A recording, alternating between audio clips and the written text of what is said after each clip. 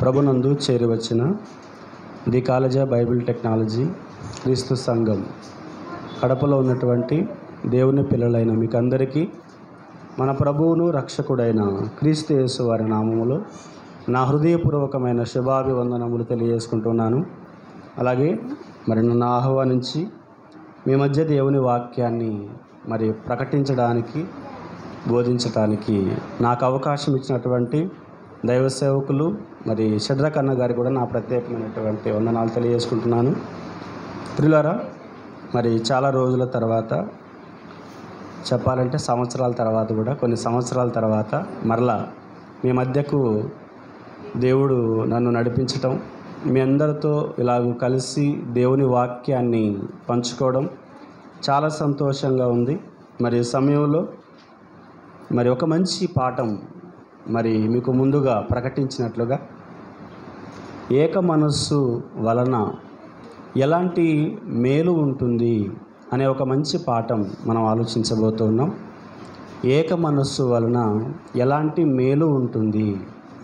ప్రియులారా, ఈ పాఠాన్ని చెప్పడం వెనకాల ఉన్న ఉద్దేశం ఏంటంటే, ఈరోజు ప్రపంచ క్రైస్తవ్యాన్ని ఆలోచించగలిగితే ఎలా ఉందో మీకు అందరికీ తెలుసు. క్రైస్తవ్యం అనేది ఒక క్రీస్తు వలన వచ్చిందే కానీ అనేక మంది క్రీస్తుల వలన వచ్చినది కాదు. ఒక క్రీస్తే ప్రాణం పెట్టాడు, ఒక క్రీస్తే రక్తం కార్చాడు, ఒక క్రీస్తే చనిపోయాడు అందరి కోసం. ఆయన ఒక్కడే ఎంతో బలియాగం చేశాడు. కానీ విచారకరమైనటువంటి విషయం ఏంటంటే, ప్రపంచంలో సుమారుగా 400 కోట్ల మంది దాదాపు క్రైస్తవులు ఉంటే, ఈ క్రైస్తవులందరూ ఒక్కటిగా లేరు అనేది మనకు అర్థమవుతుంది. కొన్ని వేల శాఖలుగా ఈరోజు క్రైస్తవ్యం అనేది విడిపోయినట్లుగా, మొక్కలైపోయినట్లుగా క్రైస్తవ్యాన్ని మనము పరిశీలిస్తే అర్థమవుతుంది. ప్రేమ దేవుని వాళ్ళరా, అంటే ఇక్కడ ఏం జరుగుతుంది అని అంటే, ఒక్కటిగా ఉండాలి అని దేవుడు కోరుకుంటే, ఆ ఒక్కటిగా ఉండవలసినటువంటి క్రైస్తవులు ఒక్కటిగా లేక విభజించబడి అనేక శాఖలుగా ముక్కలైపోయి, అటు ప్రాణం పెట్టినటువంటి క్రీస్తుకు, అటు మనలందరినీ కన్నటువంటి పరలోకమందున్నటువంటి దేవునికి ఎంత బాధను మిగులుస్తున్నారు అన్నది ఈరోజు మనము ఆలోచించవలసినటువంటి ఒక ప్రధానమైన విషయం. కాబట్టి ప్రేమ దేవుని వాళ్ళరా, అసలు దేవుని ఉద్దేశం ఏంటి, దేవుని ఆలోచన ఏంటి అనేది ఒకసారి మనం ఆలోచిస్తే, ప్రపంచ ప్రజలందరూ కూడా ఒక్కటిగా ఉండాలనేది తండ్రి యొక్క సంకల్పం. ఎందుకంటే ప్రపంచ ప్రజలందరినీ పుట్టించింది కన్న తండ్రి అయిన దేవుడు ఒక్కడే గనుక, ఆ ఒక్కడే ఉన్నటువంటి దేవుడు ఆయన రూపములో, ఆయన పోలికలో ప్రపంచ మానవులందరినీ కలిగించినప్పటికీ, భూమి మీద పుట్టినటువంటి మనిషి ఏమైపోయాడనంటే, ఆయన సంకల్పాన్ని నెరవేర్చవలసినది పోయి, ఈ భూమి మీద తాను పేరు సంపాదించడానికో లేదా తాను మహిమపరచబడటానికో మనిషి ఈరోజు కష్టపడటం అనేది ప్రారంభించాడు. ఏమండి, ఇది నాటి నుండే ప్రారంభమైంది, నేటికి కొనసాగుతూ వస్తుంది.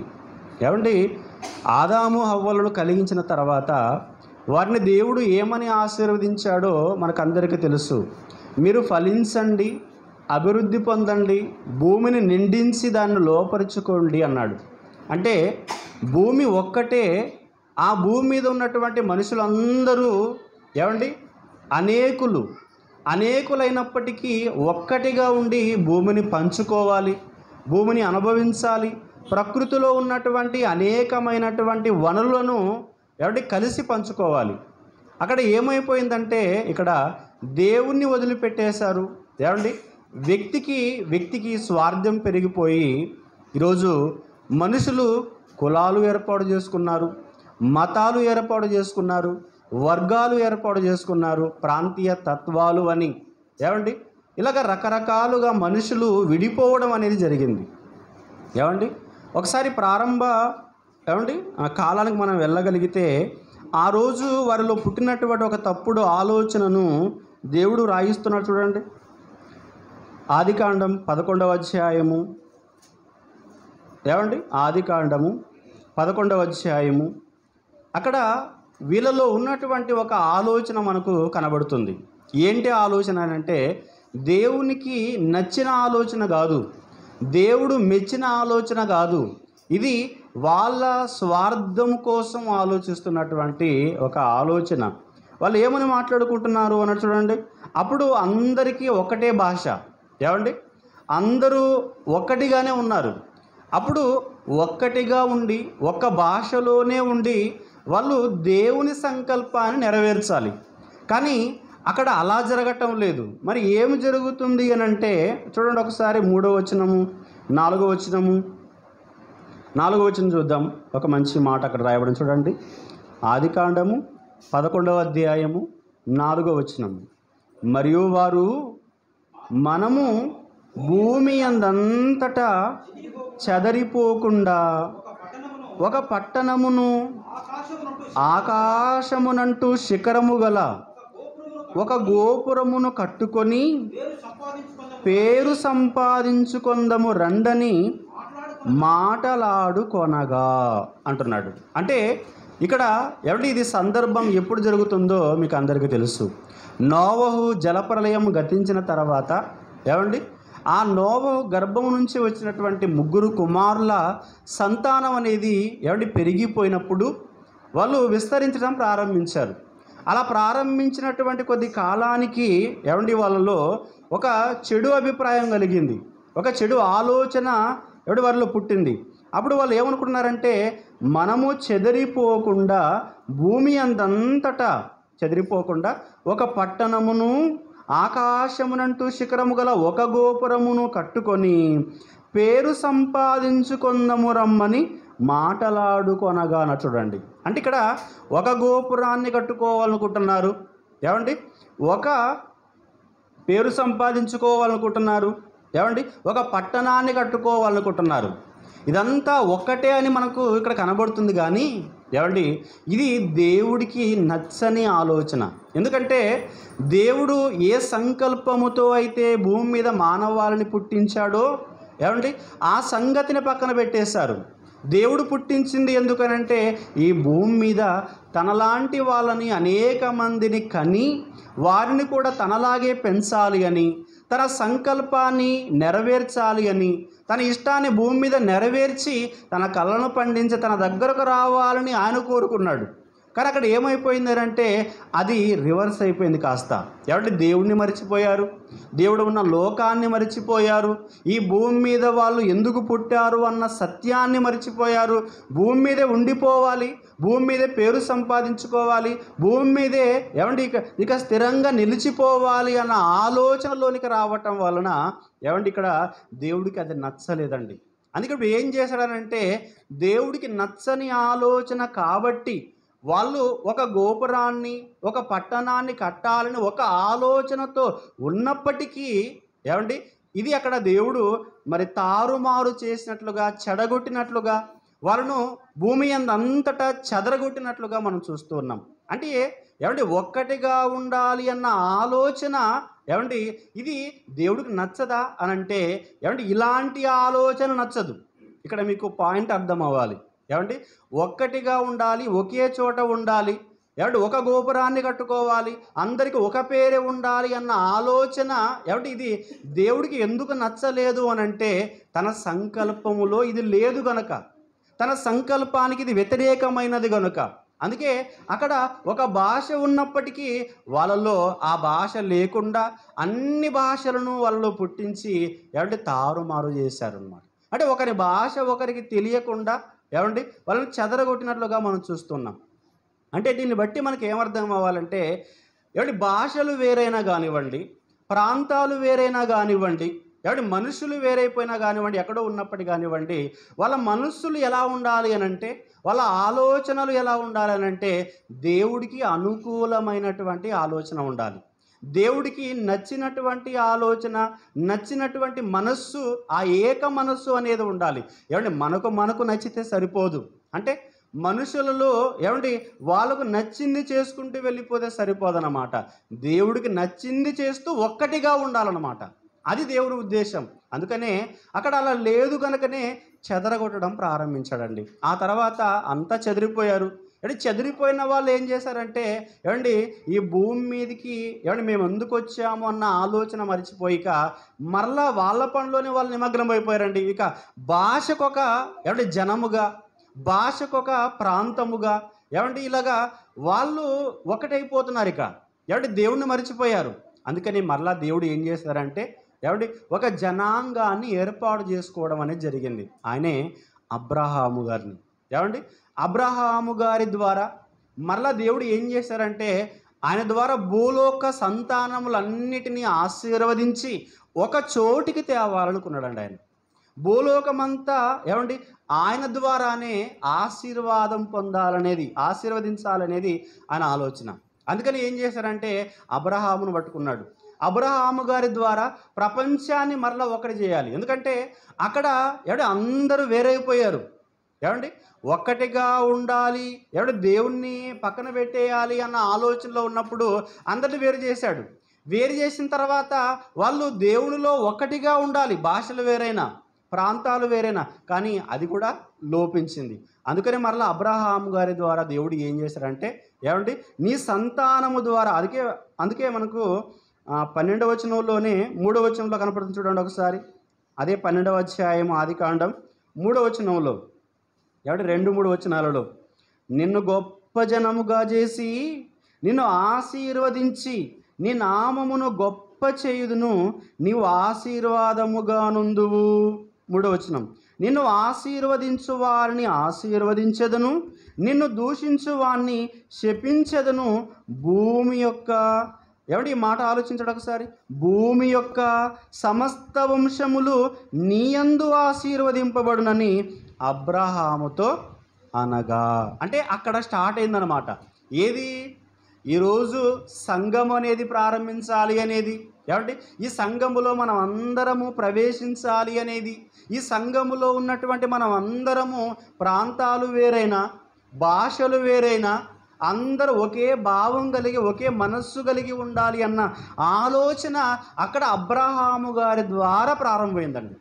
ఏమండి అలా ప్రారంభమైనటువంటి ఆ ఆలోచన ఏమంటే దేవుడు ఇక నెరవేర్చడం ప్రారంభించాడండి. ఇక ఏమండి అబ్రహాము గారికి కుమారుడునిచ్చాడు, ఇస్సాకును. ఇస్సాకు ద్వారా యాకోబు పుట్టాడు. యాకోబుకు 12 మంది కుమారులు పుట్టారు. ఆ 12 మంది కుమారులు ఇశ్రాయేలీయుల జనాంగముగా ఏమంటే ప్రసిద్ధి చెంది ఏమండి చరిత్రకి ఎక్కింది. ఇది మన అందరికీ తెలుసు. ఇప్పుడు వీళ్ళు ఏమండి ఐగుప్తు దేశానికి వెళ్ళిపోయారు. అక్కడ కొన్ని వందల సంవత్సరాలు బానిసలుగా పనిచేశారు. ఆ తర్వాత దేవుడు వారిని జ్ఞాపకం చేసుకొని, అంటే ఈ మాట అబ్రహాము గారితో దేవుడు చెప్పినటువంటి ఈ వాగ్దానం ఏదైతే ఉందో ఆ వాగ్దానాన్ని మరలా జ్ఞాపకం చేసుకొని వారిని మరలా ఆ చెరలో నుంచి ఏమంటే విడిపించి వాళ్ళకు వాగ్దానం చేసినటువంటి దేశాన్ని ఇవ్వటం ప్రారంభించాడు. ఏమండి అక్కడికి వచ్చిన తర్వాత ఇశ్రాయేలీయులకు ఒక నిబంధన ఇచ్చాడు. ఏమండి ఒక ధర్మశాస్త్రం ఇచ్చాడు, కట్టడలు ఇచ్చాడు, ఏమండి అనేకమైనటువంటి ఆచారాలను ఇచ్చాడు, అనేకమైనటువంటి పద్ధతులు ఇచ్చాడు. ఏమంటే ఇప్పుడు ఇశ్రాయేలీయులు అందరూ కూడా ఒక్కటిగా ఉండాలి అనేది అక్కడ తండ్రి ఆలోచన. ఎందుకంటే మిగిలినటువంటి ప్రపంచం అంతా కూడా చెడిపోయింది. వాళ్ళందరూ కూడా వాళ్ళకి ఇష్టానుసారంగా వాళ్ళు ఏమంటే మారిపోయారు. వాళ్ళ జీవితాలన్నీ కూడా మార్చేసుకున్నారు ఆ విధంగా. అందుకనే అబ్రహాము గారి ద్వారా నైనా కూడా నేను ప్రపంచాన్ని ఒక్కటిగా చేయాలి అనేది తండ్రి సంకల్పం. ప్రేమ దేవుని వాళ్ళరా. అందుకే ఇప్పుడు ఇశ్రాయేలీయులకు ఇస్తున్నటువంటి ఆజ్ఞలు కానివ్వండి, ఆచారాలు కానివ్వండి, పద్ధతులు కానివ్వండి, ఏమిటి ఇవన్నీ కూడా ఎందుకోసం అంటే ఒక్కటిగా ఉండి ఆ ఒక్క తండ్రి అయినటువంటి దేవుణ్ణి మహిమపరచాలి. అలా మహిమపరచవలసినటువంటి ఇశ్రాయేలీయులు ఏం చేశారంటే ఇప్పుడు వీళ్ళు ముక్కలైపోయారండి. వీళ్ళు ముక్కలైపోయారు. వీళ్ళందరికీ ఏమంటే రాజు కావాలన్న ఆలోచన వచ్చింది. ఒక రాజుని ఏర్పాటు చేసుకున్నారు సమూయేలు గారి ద్వారా. ఆ సమూయేలు గారి ద్వారా సౌలు రాజు వచ్చాడు. ఆ సౌలు రాజు తర్వాత ఏమండి దావీదు వచ్చాడు, సొలొమోను వచ్చాడు. ఆ సొలొమోను గారి కాలంలో రెహబాము వచ్చాడు. ఏమంటే అతని కుమారుడు సొలొమోను గారి కుమారుడు రెహబాము. ఆ రెహబాము చేసినటువంటి పొరపాటు వలన ఏమైపోయిందంటే ఆ ఇశ్రాయేలీయులు కాస్త రెండు ముక్కలైపోయారండి. రెండు ముక్కలైపోయారు, ఇశ్రాయేలీయులు, యూదులు. ఏమంటే ఈ చరిత్ర అంతా మీకు ఎందుకు చెబుతున్నాను అని అంటే ఈ పాఠం మీకు చివరిలో అర్థమైపోతుంది ఇదంతా ఎందుకు చెబుతున్నాను అనేది. ఏమండి రెండు ముక్కలైపోయారు. ఆ రెండు ముక్కలైపోయిన తర్వాత మరలా ఈ రెండుగా లేవు. ఏమండి వీరిలో మరలా తెగలు ప్రారంభమయ్యాయి. ఏమండి వీళ్ళలో జాతులు ప్రారంభమయ్యాయి. ఏమండి ఇందులో అనేకమైనటువంటి మతాలు అని, ఏమండి వర్గాలు అని, ఇందులో మీకు క్రొత్త నిబంధన చదువుతున్నప్పుడు అర్థమవుతుంది. ఇందులో శాస్త్రులు వస్తారు, పరిసయ్యులు వస్తారు, సద్దూకయ్యులు వస్తారు. ఏమంటే మీకు అంత బైబిల్ చదువుతున్నప్పుడు మీకు అంతా ఇవన్నీ జాతులు కనబడుతూ ఉంటాయి. వీళ్ళందరూ ఎవరంటే వీళ్ళే ఇశ్రాయేలీయులు, ఏమంటే యూదులు. వాళ్ళలో తెగలు వచ్చేసాయన్నమాట. ఒక్కటిగా ఉండవలసిన వాళ్ళు ఏమైపోయారు అని అంటే విడిపోయినట్లుగా మనం చూస్తున్నామండి. అందుకే మరలా దేవుడు ఆలోచించాడు. ఒక నిర్ణయానికి వచ్చాడండి. ఏంటా నిర్ణయం అని అంటే ఒకసారి ఇప్పుడు యెహెజ్కేలు గ్రంథం చూడాలి. యెహెజ్కేలు గ్రంథం చూడండి ఒకసారి. యెహెజ్కేలు గ్రంథము 11వ అధ్యాయము 19వ వచనం. ఇక్కడ మన ప్రారంభమవుతుంది సంఘము అనేది. సంఘములో మనము ఎలా ఉండాలి, సంఘములో ఏక మనస్సు కలిగి ఉండాలి అన్న ఆలోచన అనేది ఇక్కడ నుంచి ప్రారంభమవుతుందండి. యెహెజ్కేలు గ్రంథంలో 11వ అధ్యాయము 19వ వచనాన్ని ఒకసారి చూడండి. యెహెజ్కేలు గ్రంథము 11వ అధ్యాయము 19వ వచనం చూడండి ఒకసారి. వారు నా కట్టడలను నా విధులను అనుసరించి గైకొనున్నట్లు నేను వారి శరీరములలో నుండి రాతి గుండెను తీసివేసి వారికి మాంసపు గుండెను ఇచ్చి, చూడండి ఏమంటున్నాడు, వారికి ఏక మనస్సు కలుగజేసి వారి యందు నూతన ఆత్మ పుట్టింతును. ఈ ప్రవచనం అనేది ఎవరి కోసం రాయబడిందో తెలుసా? మన కోసమే రాయబడిందండి. అంటే యేసుక్రీస్తు వారిని ఈ భూమి మీదకి పంపించాలి. ఆయన మరణము ద్వారా ఒక సంఘం అనేది ఏర్పాటు కావాలి. ఆ సంఘములోనికి అనేక మంది రావాలి. అలా వచ్చినటువంటి వాళ్ళు అన్ని జాతుల వారు ఉంటారు. అన్ని భాషల వారు ఉంటారు, అన్ని తెగల వారు ఉంటారు. యేసుక్రీస్తు వారు ఆ సంఘములోనికి మరి అందరినీ సంపాదించేటప్పుడు తన రక్తాన్ని ఇచ్చి కొనేటప్పుడు ఎవరెవరిని కొన్నాడు అన్న సంగతి మనము చదువుకుంటాం బైబిల్లో. ఆయా భాషలు మాట్లాడు వారిని, ఆయా ప్రాంతాల వారిని, ఆయా వంశముల వారిని ప్రకటన గ్రంథంలో 5వ అధ్యాయంలో మనం చదువుకుంటాం. అంటే ఏ ఏ వంశాలైతే ఉన్నాయో భూమి మీద, ఏ ఏ ప్రాంతాలైతే ఉన్నాయో భూమి మీద, ఏ ఏ భాషలు మాట్లాడేవారైతే ఉన్నారో వాళ్ళందరినీ ఇప్పుడు ఒక్కటి చేయడానికి ప్రయత్నిస్తున్నాడు. ఎవరు? దేవుడు. ఎవరి ద్వారా? యేసుక్రీస్తు వారి ద్వారా. ఆ ప్రవచనమే ఇప్పుడు మనం చదువుకున్నాం యెహెజ్కేలు గ్రంథంలో. ఇది ఎప్పటి ఆలోచన అంటే ఎప్పుడో దేవుని ఆలోచన అది. కానీ ఏమైపోయిందంటే మనుషులు భూమి మీద పుట్టినటువంటి వాళ్ళు ఈ కన్న తండ్రి యొక్క మనస్సును అర్థం చేసుకోలేక వాళ్ళకి ఇష్టానుసారంగా వాళ్ళు బ్రతకడం వలన దేవుడు బాధపడుతూ ఒక్కొక్క సందర్భంలో ఒక్కొక్క కాలంలో ఆయన మనస్సుకు వేదన కలిగి దేవుడు అబ్రహాము గారి ద్వారా మరలా ఒక జనాంగాన్ని ఏర్పాటు చేసుకోవడం, ఆ జనాంగంలో మరలా వారిలో విభేదాలు రావటం, మరలా వాళ్ళలో నుంచి దేవుడు ఒక ఆలోచనలోనికి రావటం అనేది ఇక్కడ మనం చూస్తున్నాం. ప్రేమ దేవుని వాళ్ళు ఒకసారి మరలా చదవడం మాటను. వారు నా కట్టడలను నా విధులను అనుసరించి గైకొనున్నట్లు నేను వారి శరీరములలో నుండి రాతి గుండెను తీసివేసి వారికి మాంసపు గుండెను ఇచ్చి వారికి ఏక మనస్సు కలుగజేసి అన్న చూడండి అక్కడ. వారికి ఏక మనస్సు కలుగజేసి వారి యందు నూతన ఆత్మను నేను పుట్టించదను. ఆయన పరిశుద్ధాత్మ దేవుడి గురించి అండి.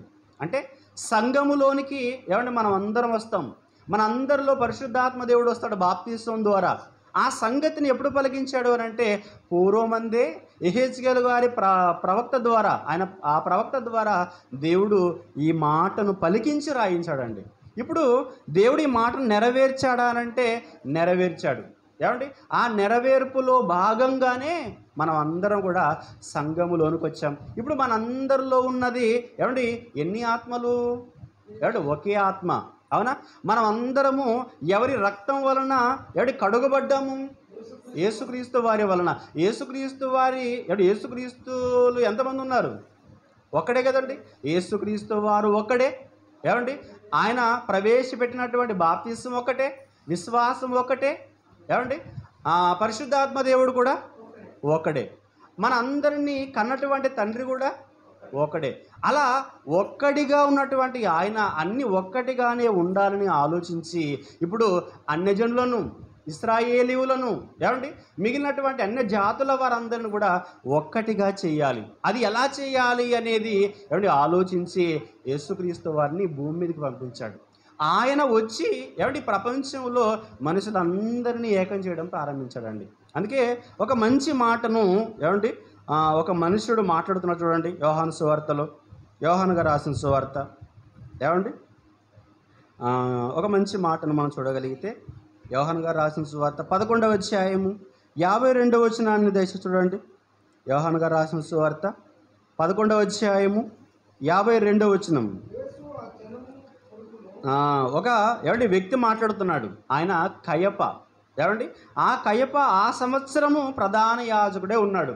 ఏమండి ఆ మనిషిలో నుంచి, ఆ ప్రధాన యాజకుడిలో నుంచి ఒక ఆలోచన వచ్చిందండి. ఏంటి ఆలోచన? 52వ వచనం చూడండి. యేసు ఆ జనము కొరకు మాత్రమే గాక చెదరిపోయిన దేవుని పిల్లలను చూడండి, ఈ పదం రాయబడింది అక్కడ, ఏకముగా సమకూర్చుటకును చావనై ఉన్నాడని ప్రవచించెను.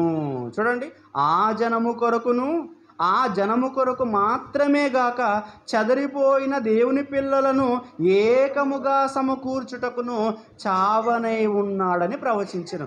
ఆ జనము కొరకు మాత్రమే గాక చెదిరిపోయిన దేవుని పిల్లలు అంటున్నాడు. ఇంతకు ఆ జనం అంటే ఎవరు?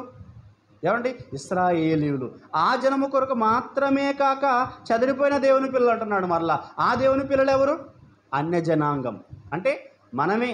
ఏమండి, ఈరోజు క్రైస్తవులుగా సంఘములోనికి ప్రవేశపెట్టబడ్డాం కానీ అంతకుముందు మనం ఎక్కడున్నాము? అన్య జనాంగంలో ఉన్నాం, లోకములో ఉన్నాం. ఏమండి, మన ప్రాంతాలు ఒకటి కాదు. అవునా? మన వంశాలు ఒకటి కాదు, మన భాషలు ఒకటి కాదు. అంటే తెలుగు భాష కాబట్టి, తెలుగులో ఉన్నాం కాబట్టి, తెలుగు రాష్ట్రంలో ఉన్నాం కాబట్టి మనం అందరూ ఒకటి కావచ్చు. కానీ మరి ప్రపంచవ్యాప్తంగా ఆలోచించగలిగితే ఎన్ని భాషలు ఉన్నాయి? ఏమండి, ఎన్ని ప్రాంతాలు ఉన్నాయి? ఎన్నో ఉన్నాయి. కాబట్టి వాళ్ళందరినీ కూడా ఇప్పుడు ఏకం చేయాలన్నమాట. అదే చెప్తున్నాడు ఇక్కడ. ఏమండి, ఆ ప్రవచనాన్ని ఒక కయప అన్నటువంటి ఒక వ్యక్తి ద్వారా, అంటే ఒక ప్రధాన యాజకుడైనటువంటి కయప ద్వారా పలికిస్తున్నాడు అన్నమాట. చూసారా? ఇప్పుడు యేసుక్రీస్తు వారి గురించి ఈ మాట పలికించాడంటే ఏమండి, ఈ ప్రవచనములో నిజంగా మనం అందరం ఉన్నాం ప్రేమ దేవుని వాళ్ళరా. అంటే అందరినీ ఏకం చేయాలన్న ఆలోచన అక్కడ ఏమండి ఒక వ్యక్తిలోనికి దేవుడు పుట్టించాడు. ఇకపోతే ప్రేమ దేవుని వాళ్ళరా, యేసుక్రీస్తు వారు వచ్చిన తర్వాత ఆయన ఏం చేశాడో, ఆయన చేసినటువంటి ఒక బలియాగంలో ఏముందో అన్న సంగతిని కూడా ఆలోచించగలిగితే ఏమండి ఒక మంచి మాట మీరు చూడండి. ఎఫెసీయులకు రాసిన పత్రిక 2వ అధ్యాయము, 2వ అధ్యాయము 14వ వచనం చూడండి ఒకసారి. 14వ వచనంలో ఆయన అంటే యేసుక్రీస్తు వారి కోసం మాట్లాడుతున్నాడు చూడండి.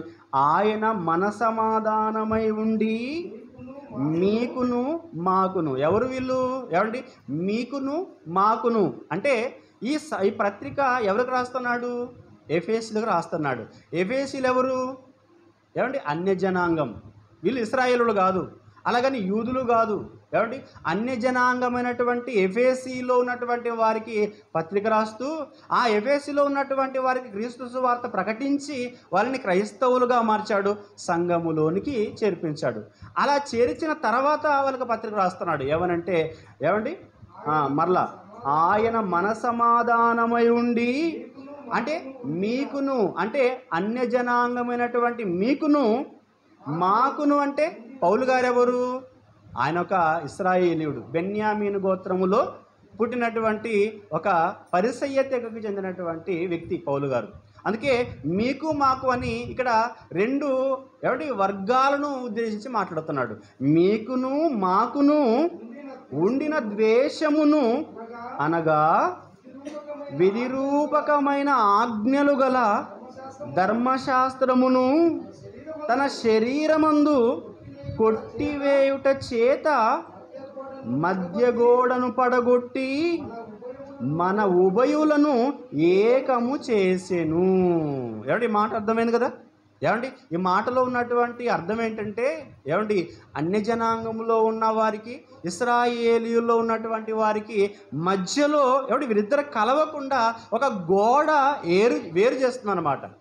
ఇశ్రాయేలీయులను, అన్యజనులను వీళ్ళిద్దరిని వేరు చేయడానికి ఒక గోడ ఉంది. ఏంటి ఆ గోడ అంటే ధర్మశాస్త్రము అనే గోడ. ఇది ఉండటం వలన వాళ్ళు కలవలేకపోతున్నారు, అన్యజనాంగమైనటువంటి వీళ్ళు కలవలేకపోతున్నారు. ఇలా కలవకపోవడం వలన దేవుడి సంకల్పం నెరవేరుతుందా? నెరవేరుదు. అందుకే మరలా ఏం చేశాడు? ఈ ధర్మశాస్త్రం అనే అడ్డుగోడను యేసుక్రీస్తు వారి ద్వారా పడగొట్టేశాడండి. అంటే ఈ గోడ ఇద్దరు కలవటానికి అడ్డంగా ఉంది కనుక దీన్ని పడగొట్టాలి. ఇప్పుడు అలా పడగొట్టడానికి యేసుక్రీస్తు వారు ఏం చేశారు తెలుసా? ధర్మశాస్త్రములో ఉన్నటువంటి ఆజ్ఞలు ఏవైతే ఉన్నాయో, ఆచారాలు ఏవైతే ఉన్నాయో, కట్టడలు ఏవైతే ఉన్నాయో అవన్నిటినీ నెరవేర్చాడండి. ఎంత కష్టం ఆలోచించండి. ధర్మశాస్త్రంలో ఉన్నటువంటి వాటి అన్నిటిని నెరవేర్చాడు అని అంటే ఇశ్రాయేలీయుల వలన కానిది చేశాడు అన్నమాట. ఇది ఇశ్రాయేల్ వలన కాలేదు ధర్మశాస్త్రం నెరవేర్చడానికి. ఎక్కడో ఒక దగ్గర తప్పిపోతూనే ఉన్నారండి. వాళ్ళకి ఇచ్చింది కొన్ని ఆజ్ఞలు, 10 ఆజ్ఞలు ఇచ్చాడు. ఆ 10 ఆజ్ఞలు నెరవేర్చలేకపోతున్నారండి. అందుకనే ఈ ఆజ్ఞలు నెరవేర్చలేక వీరు తనమునుకలైపోతున్నారు గనక యేసుక్రీస్తు వారిని పంపించి ఆ ధర్మశాస్త్రాన్ని నెరవేర్చేలా చేశాడు. నెరవేర్చినటువంటి ఆయన దాన్ని లేకుండా చేశాడు, అంటే కొట్టేశాడు అనమాట. అలా కొట్టివేయడం వలన ఏమైపోయిందంటే మధ్యలో ఉన్నటువంటి గోడ పడిపోయింది, వీళ్ళిద్దరూ కలవటానికి అవకాశం ఏర్పడింది. అలా యేసుక్రీస్తు వారు ఏం చేస్తారంటే ఇప్పుడు ఇశ్రాయేలీయులు, అన్య జనాంగం వీళ్ళిద్దరూ వేరు కాదు, వీళ్ళిద్దరూ ఒక్కటే. ఎలా ఒకటయ్యారు అని అంటే క్రీస్తు రక్తము వలన, ఆయన మరణము వలన వీళ్ళిద్దరిని ఏకం చేశాడనమాట. అందుకే అక్కడ మనము చదువుకున్నాం. ఇప్పుడు ఏంటనంటే మీకును మాకును ఉండిన ద్వేషమును అనగా విధిరూపకమైన ఆజ్ఞలు గల ధర్మశాస్త్రమును తన శరీరమందు కొట్టివేయుట చేత మధ్య గోడను పడగొట్టి మన ఉభయులను ఏకము చేసెను అని చూడండి. ఉభయులు అంటే ఇద్దరు అని. ఇద్దరు జాతులు అన్నమాట, అన్య జాతులు, ఇశ్రాయేలుల జాతులు. వీరిద్దరిని ఏకం చేశారన్నమాట. ఇప్పుడు వీళ్ళిద్దరూ ఒక్కటే. వీళ్ళిద్దరు వేరు కాదు. అన్యజనులు అని, ఇశ్రాయేలులు అని వీరు వేరు కాదు, వీళ్ళిద్దరూ ఒక్కటే. అందుకే మరలా గలతీ సంఘానికి పత్రిక రాస్తూ పౌలు గారు ఏమన్నారు చూడండి. గలతీ పత్రిక 3వ అధ్యాయము, గలతీ పత్రిక 3వ అధ్యాయము 26, 27, 28 వచనాలు ఒకసారి జాగ్రత్తగా చూడండి. 3వ అధ్యాయం 26, 27, 28 వచనాలలో యేసుక్రీస్తునందు మీరందరూ విశ్వాసము వలన దేవుని కుమారులై ఉన్నారు. విశ్వాసం వలన మీరందరూ దేవుని కుమారులై ఉన్నారు. విశ్వాసం మనందరికీ ఉండేది ఏంటి? విశ్వాసం. అంటే ఆ విశ్వాసం వలన మనం దేవుని కుమారులం అయ్యామా? అవును. ఎలా అయ్యాము అని అంటే విశ్వాసులకు తండ్రి ఉన్నాడే అబ్రహాము గారు. ఆ అబ్రహాము గారి ద్వారా మనం ఏకమయ్యామన్నమాట.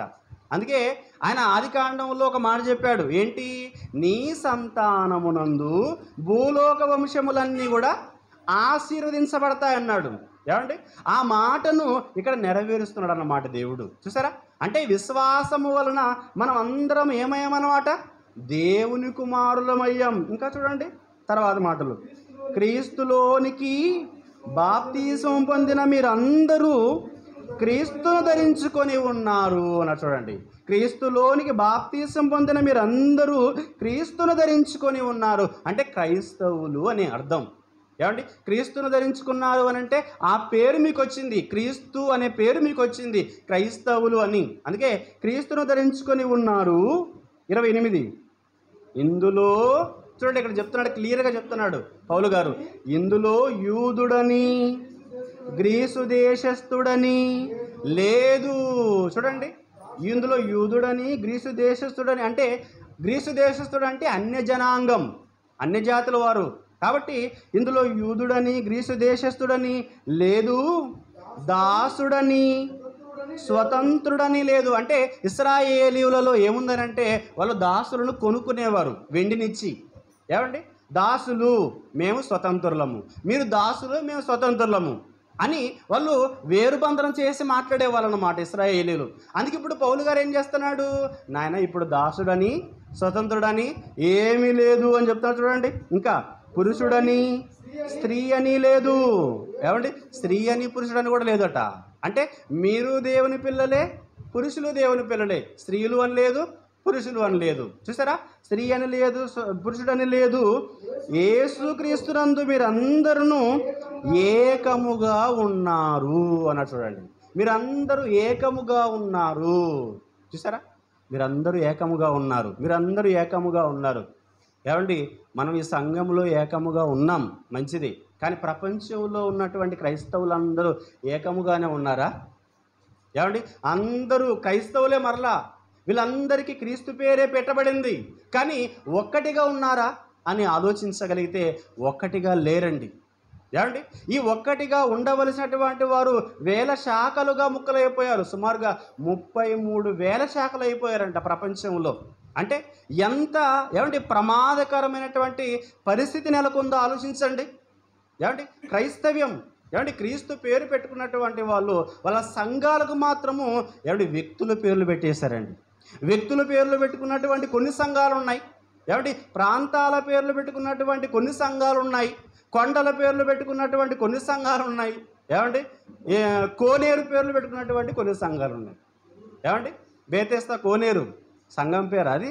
ఏమంటే కోనేటి పేరును సంఘాన్ని పెట్టుకున్నారన్నమాట. ఇలాగ రకరకాలుగా విడిపోయారు ప్రేమ దేవుని వాళ్ళ. ఇలా విడిపోయినటువంటి వాళ్ళందరూ ఇప్పుడు ఏమవ్వాలి అని అంటే ఏకమవ్వాలి. ఏమండి, మీరు అందరూ ఎక్కడెక్కడి నుంచో వచ్చారు. భాషలు వేరైనా, ప్రాంతాలు వేరైనా, జాతులు వేరైనా, కులాలు వేరైనా, మతాలు వేరైనా, ఎలా వేరేగా ఉన్నా కూడా, వేరుగా ఉన్నప్పుడు కూడా క్రీస్తులోనికి వచ్చి వీళ్ళందరినీ ఏకం చేస్తే ఇక్కడ కూడా ఏమైపోయారు, వేరైపోయారు. అలా వేరైపోయినటువంటి ఈ ప్రమాదకరమైన పరిస్థితుల్లో ఏమంటే మరలా ఒక గొంతు లేచింది. ఏంటా గొంతు తెలుసా? ప్రపంచ క్రైస్తవులారా ఏకముగండి. ఏమండి, ఏంటా గొంతు? ఎవరి గొంతు అది? జయశాలి శ్రీ పీడుస్తున్నారు ఆ గొంతు. ఏమండి, నిజంగా ఆయన మరలా ఈ యొక్క నినాదాన్ని ఏమంటే సమాజంలోనికి, వెలుగులోనికి తీసుకొని వచ్చే అంతవరకు ప్రపంచమంతా ఒక్కటిగా లేదన్న సంగతి అర్థమైపోయిందండి. ఎందుకంటే వేల శాఖలుగా విడిపోయారు. కాబట్టి ప్రేమ దేవుని వాళ్ళరా ఇప్పుడు వీళ్ళందరూ ఏకం కావాలండి. వీళ్ళందరూ ఒక్కటి కావాలి. అలా ఒక్కటి కావాలన్న ఆలోచన ఈరోజు బైబిల్ ఓపెన్ యూనివర్సిటీ వారికి మాత్రమే తప్ప మిగిలిన సంఘాల వారికి ఎవరికి లేదండి. లేదు ప్రేమ దేవుని వాళ్ళ. అందుకే ఈ పాఠాన్ని ప్రవేశపెట్టారండి.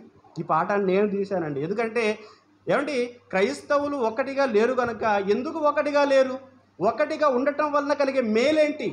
ఏమండి, వేరుగా ఉండటం వల్ల నష్టం ఏంటి, మేలేంటి? ముందుగా మేలేంటో మనం ఆలోచించాలి. ఏమంటే నష్టం ఏంటో కూడా ఆలోచించాలి. ఎందుకంటే ఈ మాటను ఎందుకు చెప్తున్నానంటే బైబిల్లో ఒక మంచి మాట ఉంది, మీకు అందరికీ తెలుసు. 133వ కీర్తన ఏమండి మొదటి వచనం, కీర్తన గ్రంథము 133వ కీర్తన అధ్యాయము ఏమండి మొదటి వచనంలో ఏమన్నాడు చూడండి. సహోదరులు ఐక్యత కలిగి నివసించుట ఎంత మేలు. ఏమండి, మరలా చదవండి. సహోదరులు ఐక్యత కలిగి నివసించుట ఎంత మేలు, ఎంత మనోహరము అని చూడండి అక్కడ. అంటే ఇక్కడ సహోదరులు అనగానే కేవలం ఇశ్రాయేలుల కోసం కాదండి. ఏమండి, ఇది అందరి కోసం రాయబడిన మాట. భారతీయులందరూ నా సహోదరులు మాత్రమేనా? ప్రపంచంలో ఉన్న వాళ్ళందరూ సహోదరులు కారా? అందరూ సహోదరులే, అందరూ ఒక తండ్రి నుంచి వచ్చిన వాళ్ళే. కాబట్టి ఇప్పుడు ఈ ఒక తండ్రి నుంచి వచ్చినటువంటి వాళ్ళందరూ కూడా ఏమవ్వాలని కోరుకుంటున్నాడు దేవుడు? ఒక్కటి కావాలి అని కోరుకుంటున్నాడు. ఏమండి? సహోదరులు ఐక్యత కలిగి నివసించుట, ఐక్యత అన్నా, ఏక మనస్సు కలిసి ఉండడం అన్నా, ఏమండి, కలిసిమెలిసి ఉండటం అన్నా అన్నీ ఒకటే. కాబట్టి అక్కడ ఏమన్నాడంటే ఐక్యత కలిగి సహోదరులు నివసించుట ఎంత మేలు అన్నాడండి. ఎంత మేలు అన్నాడు, ఎంత మనోహరము అని కూడా అన్నాడు. ఇంతకు సహోదరులు ఐక్యత కలిగి నివసిస్తే నిజంగా మేలు ఉంటుందా? ఏమండి? ఆ మేలు ఉంటే ఏంటా మేలు? ఇది మనము ఆలోచించాలి. ప్రేమని దేవుని వాళ్ళరా, నిజంగా దేవుడు బైబిల్లో కొన్ని సందర్భాలు రాయించాడు. ఆ సందర్భాలను చదువుతూ ఉంటే నిజంగా సహోదరులు ఐక్యత కలిగి ఉంటే, ఏక మనస్సు కలిగి ఉంటే ఇంత మేలుంటుందా అన్న విషయం మనకు అర్థమవుతుందండి. ఏమండి? కొన్ని సందర్భాలను మనం బైబిల్లో నుంచి ఆలోచించగలిగితే, ఏమండి, ప్రారంభ సంఘం మనం చూడగలిగితే, ఏమండి, పేతురు గారి ద్వారా సంఘం ప్రారంభమైంది. ఆయన ఏమండి ప్రారంభించిన తర్వాత కొద్ది కాలానికే ఏమండి సమస్యలు అనేవి వచ్చేసాయండి సంఘంలోనికి. ఏమండి, ఎవరైతే అధికారులు ఉన్నారో, ప్రధాన యాజకులు, పరిసయ్యులు, వీళ్ళు యేసుని చంపినది వీళ్ళే. ఏమండి, ఇలా చంపిన తర్వాత వీళ్ళందరూ కూడా ఏం చేశారంటే అపోస్తలులు సువార్త ప్రకటిస్తున్నారు. అలా సువార్త ప్రకటిస్తున్నప్పుడు ఏమండి వీళ్ళని ఏం చేశారంటే బంధించి చెరసాలలో వేసేశారు. ఎందుకు? ఏమండి, సువార్త ప్రకటించి యేసుక్రీస్తు వారి నామాన్ని గొప్ప చేస్తున్నారు అని వీళ్ళలో ఒక ఈర్ష్య పుట్టింది, ఒక అసూయ పుట్టింది. అలా పుట్టడం వలన ఏమండి వీళ్ళు ఈ బోధను ఎంత మాత్రము ప్రజలలో వ్యాపించకుండా చేయాలనుకున్నారండి. అందుకే ఏమండి బంధించారు. బంధించిన తర్వాత ఏమండి ఏం జరిగిందనంటే వాళ్ళందరూ కూడా చెరసాలలో వేయబడ్డారండి. వేయబడిన తర్వాత ఏమండి మరలా ఏమండి ఏం జరిగిందో విడుదల చేయడం ప్రారంభించారండి ఎవరు? అధికారులు. అలా విడుదల చేసిన తర్వాత వాళ్ళతో ఒక మాట అంటున్నారండి. అపోస్తుల కార్యములు ఏమంటే 4వ అధ్యాయం చూడండి ఒకసారి.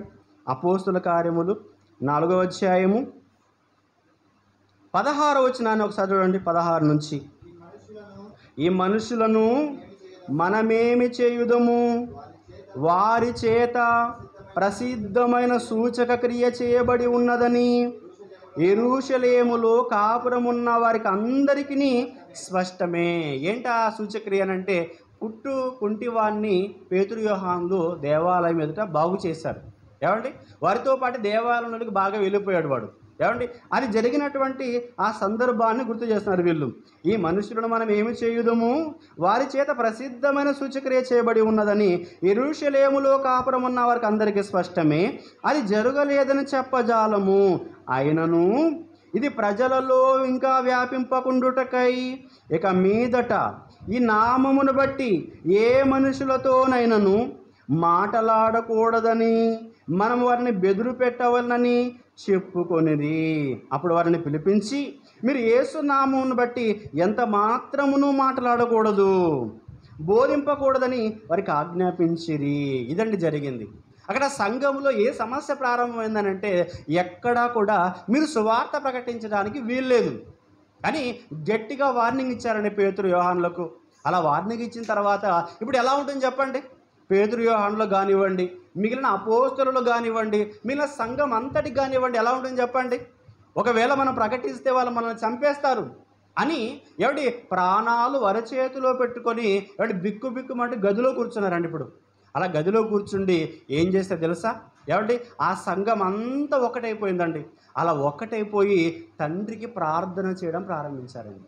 ఏమంటే ఇక్కడ ఒక విషయం మీకు ఏమంటే అర్థం అవ్వాలి. ఏంటంటే ఒక్కటిగా ఉండి ప్రార్థన చేస్తే దేవుడు వింటాడా? ఏమండి ఈరోజు మన సంఘమైనా ఏమండి ఏ సంఘమైనా ఏ ప్రాంతంలో ఉన్న సంఘమైనా అదంతా దేవుని సంఘమే గనుక ఆ సంఘములో ఉన్నవారు ఒక్కటిగా ఉండి అంటే ఏక మనస్సు కలిగి ప్రార్థన చేస్తే దేవుడు వింటాడా అని ఆలోచిస్తే ఏమంటే ఈ సందర్భమే మనకు ఒక మంచి ఏమంటే ఎగ్జాంపుల్ అండి. అందుకే ఇప్పుడు వీళ్ళు ప్రార్థన చేయడం ప్రారంభించారండి. ఏమంటే 23 చూడండి ఒకసారి.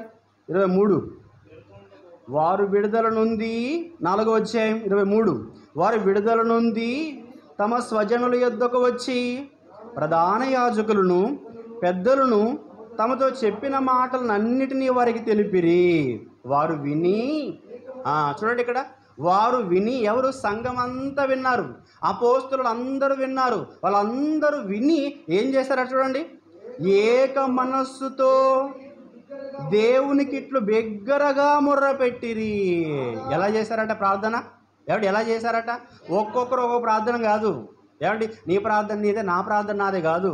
చూడండి, ఈరోజు సంఘములో ప్రార్థన చేసే వాళ్ళు ఎలా ఉంటారంటే, నా ప్రార్థన నాదే, నీ ప్రార్థన నీదే. ఎవరికి నచ్చింది వాళ్ళు చేసుకుంటే వెళ్ళిపోతుంటారండి.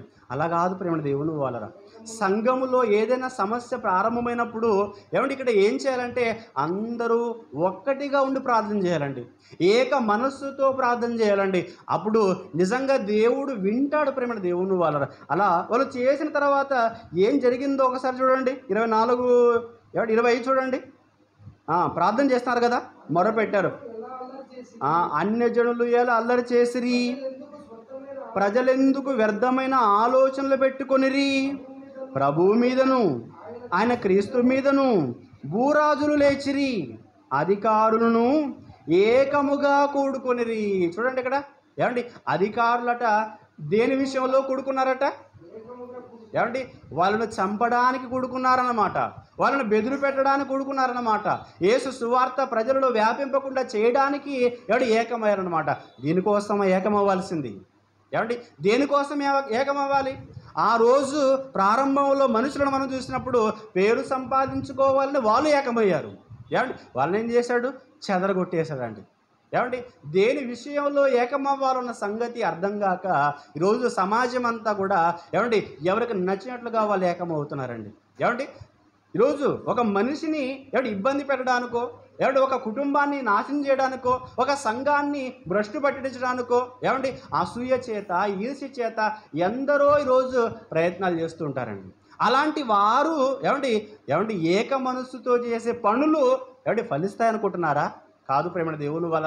ఆ రోజు ఒక గోపురం కట్టాలనుకున్న వారిని ఎలాగైతే చెదరగొట్టాడో, అలాగే ఈరోజు కూడా అలాంటి ఆలోచనలు కలిగినటువంటి వారిని దేవుడు చెదరగొట్టేస్తాడు ప్రేమ దేవుని వాళ్ళ. కాబట్టి అలాంటి ఆలోచన చేయకూడదు ఎప్పుడు కూడా.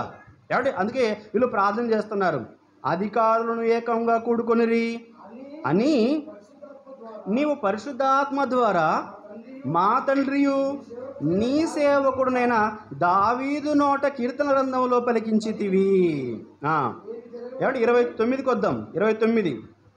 ప్రభువా, ఈ సమయమునందు వారి బెదిరింపులు చూచి రోగులను స్వస్థపరచుటకును నీ పరిశుద్ధ సేవకుడైన యేసు నామము ద్వారా సూచక క్రియలను మహత్కార్యములను చేయుటకును నీ చెయ్యి చాచి ఉండగా నీ దాసులు బహుధైర్యముగా నీ వాక్యమును బోధించినట్లు అనుగ్రహించుము. చూసారా, దేనికోసం ప్రార్థన చేస్తున్నారు వీళ్ళు? ఏదో కుటుంబంలో సమస్యలు ఉన్నాయనో, ఏదో మన ఇంట్లో బాగోలేదనో, ఇలాంటి సమస్యల కోసం కాదు. దేవుని పనిలో ఇబ్బంది ఏర్పడింది కనుక, దేవుని సువార్తకు ఆటంకం కలిగించబడింది కనుక, ఇప్పుడు ఈ ఆటంకము వలన సంఘానికి ఒక కలవరం మొదలైపోయింది. అందుకే వాళ్ళ బెదిరింపులు చూచి అన్నట్టు అక్కడ, వాళ్ళ బెదిరింపులు చూచి ఆ మాటలు చూడండి. వారి బెదిరింపులు చూచి 29 చివరిలో, వారి బెదిరింపులు చూచి రోగులను స్వస్థపరచుటకును నీ పరిశుద్ధ సేవకుడైన యేసు నామము ద్వారా సూచక్రియలను మహాకార్యములు చేయుటకును నీ చెయ్యి చాచి ఉండగా నీ దాసులు బహుధైర్యముగా నీ వాక్యమును బోధించినట్లు అనుగ్రహించుము. అదండి, వాక్యాన్ని బోధించడానికి మాకు సహాయము చేయమని ఏక మనస్సుతో ప్రార్థన చేస్తున్నారు. ఇప్పుడు ఇది ఫలించిందా? ఫలించింది. చూడండి 31వ వచనంలో, వారు ప్రార్థన చెయ్యగానే వారు కూడి ఉన్న చోటు కంపించెను. అప్పుడు వారందరూ పరిశుద్ధాత్మతో నిండిన వారై దేవుని వాక్యమును ధైర్యముగా బోధించిరి. చూసారా, అంటే ఇక్కడ మనకు ఒక విషయం అర్థమవుతుంది. సంఘములో క్రైస్తవులుగా మనమందరము సహోదరులుగా ఐక్యత కలిగి నివసించటం వలన దేవునికి ప్రార్థన చేయటం వలన దేవుడు మన ప్రార్థనలు వెంటనే వింటాడు. వెంటనే విన్నట్లుగా మనం చూస్తున్నాం ఇక్కడ ప్రేమ దేవుని వల్ల. ఇది మనలో ఉండాలి ప్రేమ దేవుని వల్ల. ఇది మనలో ఉండటం వలన మనకు మన సంఘానికి ఖచ్చితంగా దేవుడు మన ప్రార్థనలు విని మేలు చేస్తాడు. మన సంఘాన్ని ఆవరిస్తాడు, మన సంఘాన్ని కాపాడుతాడు. ఏమండి నిజంగా ఒక మంచి మాట మీరు చూడాలి ఈ సందర్భంలో. ఏమండి కొరింథీయులకు రాసిన రెండవ పత్రిక, ఏమండి కొరింథీయులకు రాసిన రెండవ పత్రిక 13వ అధ్యాయము, ఏమండి 11వ వచనం. కొరింథీయులకు రాసిన రెండవ పత్రిక 13వ అధ్యాయము 11వ వచనం. తొదకు సహోదరులారా సంతోషించండి, సంపూర్ణులై ఉండండి, ఆదరణ కలిగి ఉండండి, ఏక మనస్సు గలవారై ఉండుడి, సమాధానముగా ఉండుడి. అంటే సంఘములో ఎలా ఉండాలో చెప్తున్నాడండి పౌలు గారు. ఏమండి కొరింథీ సంఘానికి చెబుతున్నాడు సంఘములో ఎలాగ ఉండాలో అని. ఎందుకు కొరింథీ సంఘముతో చెబుతున్నాడు అని అంటే, కొరింథీ సంఘం అసలు ఏం బాగోలేదండి. ఎందుకంటే ఈ కొరింథీ సంఘములోనే ఏమండి 4 శాఖలు అయిపోయాయి ప్రారంభ శతాబ్దంలోనే. మీకు తెలుసు కదండి. ఒకడు అంటున్నాడట నిన్ను పౌలు వాడనండి అని అంటున్నాడు. మరొకడు అంటున్నాడట నేను కేఫా వాడనండి అంటే పేతురు వాడను అని. ఏమండి మరొకడు అంటున్నాడట నేను అపోల్లో వాడనండి అని అంటున్నాడట. మీరు ముగ్గురు కాదు నేను క్రీస్తు వాడనని మరొకడు అంటున్నాడట. చూసారా? అంటే కొరింథీ సంఘములో ఎలాంటి పరిస్థితులు నెలకొన్నాయో అన్న సంగతిని మీకు జ్ఞాపకం చేస్తున్నాను. కొరింథీ సంఘములో ఆ రోజే చిలికలు ఏర్పడ్డాయి అన్నమాట. అందుకే పౌలు గారు దీని అంతటినీ ఉద్దేశించి మొదటి పత్రిక రాశాడు. ఏమంటే ఒకసారి మొదటి పత్రిక 1వ అధ్యాయము 11వ వచనం చూడండి. 10-11 వచనాలలో ఏమండి ఇదిలాగే ఉంచండి. అది మరలా ఒకసారి చూద్దాం. 1వ అధ్యాయము 10వ వచనం. సహోదరులారా, కొరింథీయులకు రాసిన మొదటి పత్రిక 1వ అధ్యాయము 10వ వచనం. సహోదరులారా, మీరందరూ సహోదరులు కదా, సంఘములో ఉన్నటువంటి మీరందరూ సహోదరులే. కాబట్టి సహోదరులారా మీరందరూ ఏకభావముతో మాట్లాడవలననియు, ఏమండి అది మీలో కక్షలు లేక ఏక మనస్సుతోనూ ఏక తాత్పర్యముతోనూ మీరు సన్నద్ధులై ఉండవలననియు మన ప్రభువైన యేసుక్రీస్తు పేరట మిమ్మును వేడుకొనుచున్నాను. పౌలు గారు ఉద్దేశం ఆలోచించండి. ఏమండి ఎందుకు వేడుకుంటున్నాడు అనట? ఏమండి మీలో కక్షలున్నాయి, మీలో ఏక భావము లేదు, మీలో ఏక తాత్పర్యము లేదు, ఏక మనస్సు లేదు, ఎవరికి వారు యమన తీరే అన్నట్లుగా ఉన్నారన్నమాట. కాబట్టి ఇప్పుడు ఏం చేయాలి? సహోదరులారా మీరు అందరూ ఏకభావంతో ఉండాలి, ఏకభావంతో మాట్లాడాలి, మీలో కక్షలు ఉండకూడదు, ఏక మనస్సుతోను ఏక తాత్పర్యంతోను మీరు సన్నద్ధులై ఉండవాలని మన ప్రభువైన యేసుక్రీస్తు పేరట మిమ్మల్ని వేడుకొనుచున్నాను అన్నాడండి. కాబట్టి ఏమండి ఈ మాటను మొదటి పత్రికలో రాశాడు. ఏమండి ఆ తర్వాత వీళ్ళందరూ సెట్ అయ్యారనంటే ఏమంటే కాస్త సెట్ అయ్యారు. అందుకే మరలా వీరిలో ఉన్నటువంటి మరి కాస్త కూడా సెట్ అవ్వటానికే రెండో పత్రిక రాశాడు. ఏమండి ఆ రెండో పత్రిక రాసి చివరిలో అంటున్న మాటలే ఇప్పుడు మనం చదువుకున్నాం 11వ వచనంలో 13వ అధ్యాయం. ఏమండి మరలా చూడండి, తొదకు సహోదరులారా అంటే చివరి పత్రిక కదా, రెండో పత్రిక వాళ్ళకు చివరిసారి రాస్తున్నాడు. తొదకు సహోదరులారా అంటే చివరికి మీరు ఏం చేయాలంటే సహోదరులారా సంతోషించండి. సంఘములో ఉన్నటువంటి మీరేం చేస్తారంటే సంతోషించండి. ఎందుకంటే మీ పక్షాన దేవుడు ఉంటాడు. ఏమంటే ఎప్పుడు సంపూర్ణులై ఉండాలి, ఇంకా ఆదరణ కలిగి ఉండండి, ఏక మనస్సు గలవారై ఉండండి. అప్పుడు ఏమంటే ఇవన్నీ జరుగుతాయి. కాబట్టి ఏక మనస్సు గలవారే ఉండు, సమాధానముగా ఉండు అని చెప్పి వెంటనే ఏమన్నా చూడండి, ప్రేమ సమాధానములకు కర్తయగు దేవుడు మీకు తోడై ఉండును. చూడండి అంటే మేలు అన్నమాట. ఏమంటే సహోదరులందరూ కలిసి ఐక్యతగా కలిసి ఉండటం వలన ఏం జరుగుతుంది తెలుసా? దేవుడు మీకు తోడుగా ఉంటాడు. అదండి దేవుడు మనకు అందరికీ తోడుగా ఉంటాడు. ఎప్పుడంటే అందరూ ఒక భావంతో కలిసి ఉన్నప్పుడు, అందరూ ఒక మనస్సుతో ఉన్నప్పుడు, ఏక భావం కలిగి ఉన్నప్పుడు ప్రేమ దేవుని వాళ్ళరా. అంటే దేవుడు మనకు తోడుగా ఉండాలి అని అంటే ఇవి చేయాలా? తప్పనిసరిగా ఖచ్చితంగా చేయాలండి. ఇవి చేయలేదనుకోండి, మనలో ఏక మనస్సు లేదనుకోండి, దేవుడు మనకు దూరం అయిపోతూ ఉంటాడండి. దేవుడు మన దగ్గరగా ఉండడు, మన ప్రార్థన చేసినా కూడా వినడు. ఏమండి ఒకటి సహోదరులు సంఘం అంతా ఏకము కలిగి ఉండటం వలన ఒకటి మన ప్రార్థన వింటాడు. ఏమంటే ఒకటి మన ప్రార్థన వింటాడు, అపోస్తల కాలం మనం చదువుకున్నాం కదా. 2 దేవుడు మనకు తోడుగా ఉంటాడు. ఇది రెండవ మేలు అనుకుందాం. ఏమంటే ఇంకొక మేలు చూద్దామా? అపోస్తల కార్యముల్లోనే మరొక సందర్భం చూడండి. అపోస్తల కార్యములు 8వ అధ్యాయము, ఏమండి అపోస్తల కార్యములు 8వ అధ్యాయము 6వ వచనం మీరు చూడగలిగితే ఏమంటే ఇక్కడ సందర్భం ఏంటంటే ఆ కాలానికి ఏమంటే సమస్య ఏర్పడింది. ఏమంటే సంఘం అంతటికి హింస కలిగింది స్టెఫెను చనిపోయిన తర్వాత. ఏమంటే సంఘం అంతా చెదిరిపోయింది. చెదిరిపోయిన వాళ్ళు ఖాళీగా ఉండకుండా వాళ్ళందరూ కూడా ఏం చేశారంటే ఏమండి ఎక్కడికెక్కడికైతే చెదిరిపోయారో వాళ్ళందరూ కూడా సువార్త ప్రకటించుకుంటూ వెళ్ళిపోయారండి. అలా ప్రకటించుకుంటూ వెళ్ళిపోయినప్పుడు ఏమండి వాళ్ళలో ఏమండి ఎవరున్నారు? ఫిలిప్ గారు ఉన్నారు. ఫిలిప్ గారు ఏం చేశారంటే సమరయా ప్రాంతానికి వెళ్ళి సువార్త ప్రకటిస్తున్నాడు. అక్కడ అంతకు ముందుగానే ఏం జరుగుతుందనంటే ఏమండి అనేక మంది ఏమండి ఎలా ఉన్నారంటే దయ్యములు పట్టి ఉన్నారండి. వాళ్ళు ఎలా ఉన్నారంటే దేవునికి దూరంగా దయ్యాలు పట్టి అంటే భ్రష్టాత్మకు దగ్గరగా ఉన్నారనమాట. అంటే నరకానికి దగ్గరగా ఉన్నారనమాట. అలాంటి సమయంలో ఏం జరిగిందో చూడండి. ఏమండి 5వ వచనం చూద్దాం ఒకసారి. 5వ వచనంలో అప్పుడు ఫిలిప్పు సమరయ పట్టణం వరకును వెళ్ళి క్రీస్తును వారికి ప్రకటించుచుండెను. 6వ వచనం చూడండి. జన సమూహములు విని ఫిలిప్పు చేసిన సూచక క్రియలను చూచినందున అతడు చెప్పిన మాటల యందు ఏక మనస్సుతో లక్ష్యముంచగా. ఏమండి ఏక మనస్సుతో లక్ష్యముంచగా అంటే మనము ఏం చేయాలంటే ఒక సేవకుడు ఏమండి ఒక సేవకుడు మనకు వాక్యం చెప్పినప్పుడు మనం ఏం చేయాలంటే ఆ వాక్యాన్ని ఏక మనస్సుతో లక్ష్యముంచాలి. అది మనం చేయవలసినటువంటి పని. ఏమండి ఏక మనస్సుతో లక్ష్యముంచాలట. అలా లక్ష్యముంచగా ఏం జరిగిందో చూడండి. అక్కడ అనేకులను పట్టిన అపవిత్రాత్మలు పెద్ద కేకలు వేసి వారిని వదిలిపోయెను. చూసారా ఏమండి ఏం జరిగిందట? ఏక మనస్సుతో దేవుని వాక్యాన్ని లక్ష్యముంచినప్పుడు ఏం జరిగిందట? అనేకులను పట్టిన అపవిత్రాత్మలు పెద్ద కేకలు వేసి వారిని వదిలిపోయెను. పక్షవాయువు గల వారును కుంటివారును అనేకులు స్వస్థత పొందిరి. అందుకు ఆ పట్టణములో మిగుల సంతోషం కలిగను. పట్టణములోనే అట ఏమండి పట్టణములోనే సంతోషం కలిగిందట. అంటే పట్టణానికి అంతటికి ఏం జరిగిందన్నమాట? ఇప్పుడు మేలు జరిగింది. అంతే కదా మరి. మేలు జరిగింది ఎందువలన చెప్పండి? ఎందువలన మేలు జరిగింది? ఏక మనస్సుతో వాక్యాన్ని లక్ష్యం ఉంచినప్పుడు.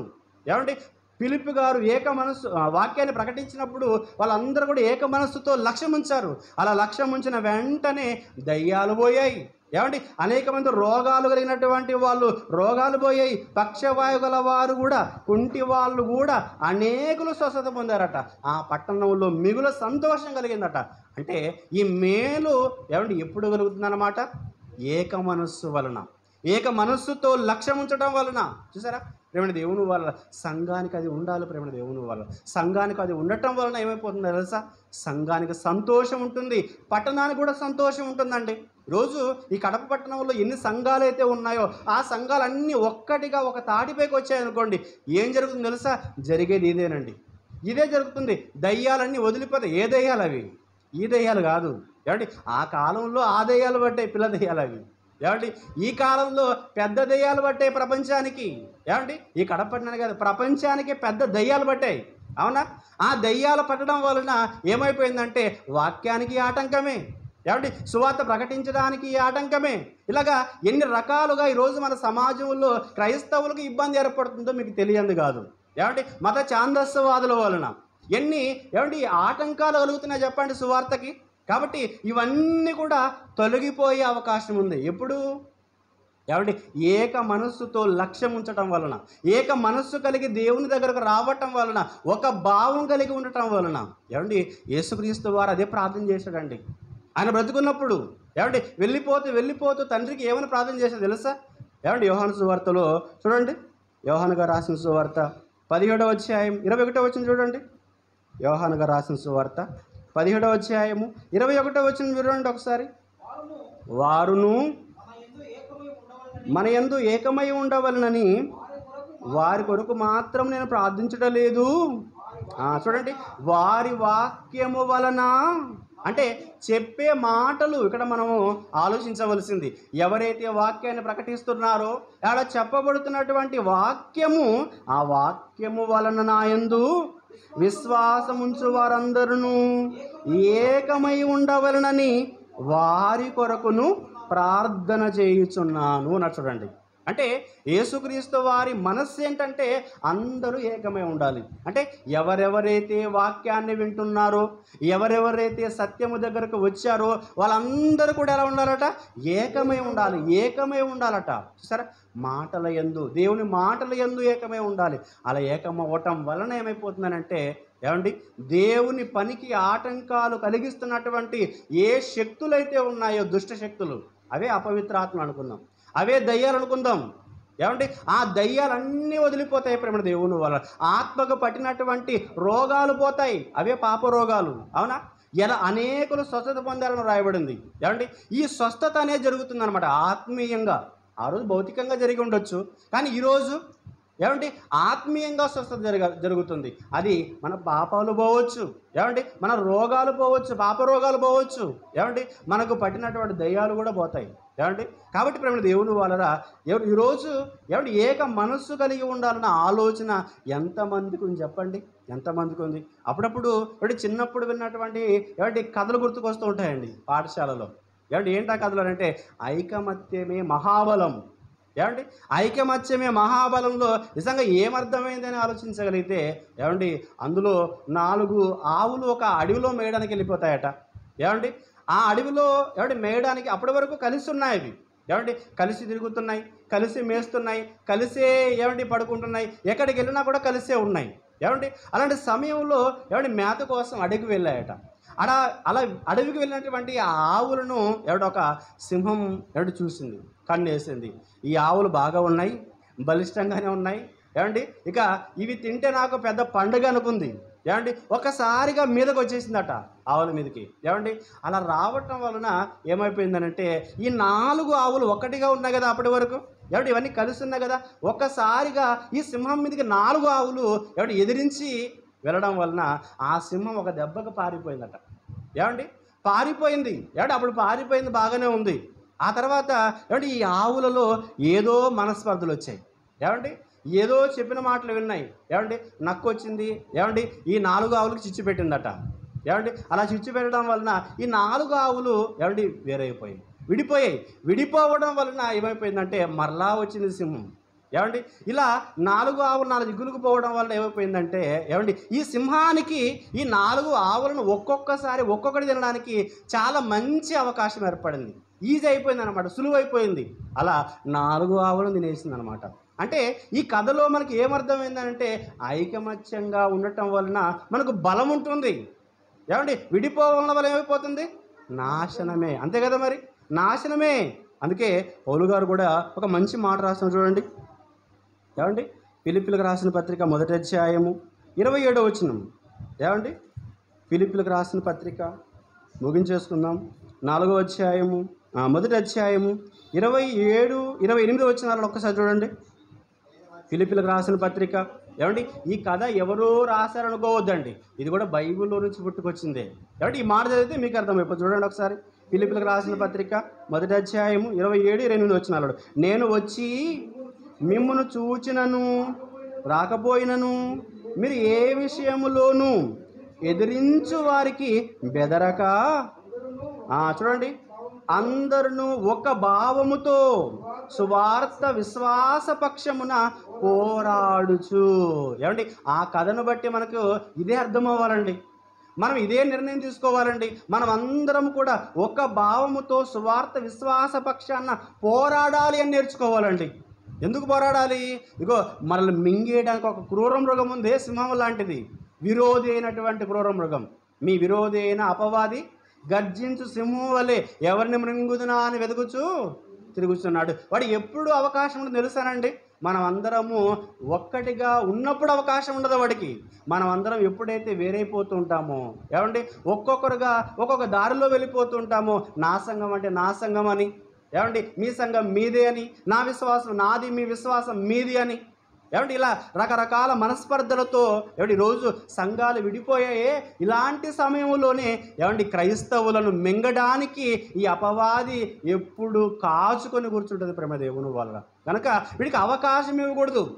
వీడికి అవకాశం ఇవ్వకూడదు. అందుకే ఫిలిప్పీలో ఉన్నటువంటి సంఘానికి రాస్తున్నాడు, మీలో గనక ఒకవేళ మీరు వేరైపోయి ఒక్కొక్కరు ఒక దారిలోకి వెళ్ళిపోయారా, అపవాది అనేవాడు మిమ్మల్ని మింగడానికి ఎప్పుడు చూసుకుంటూ ఉంటాడు.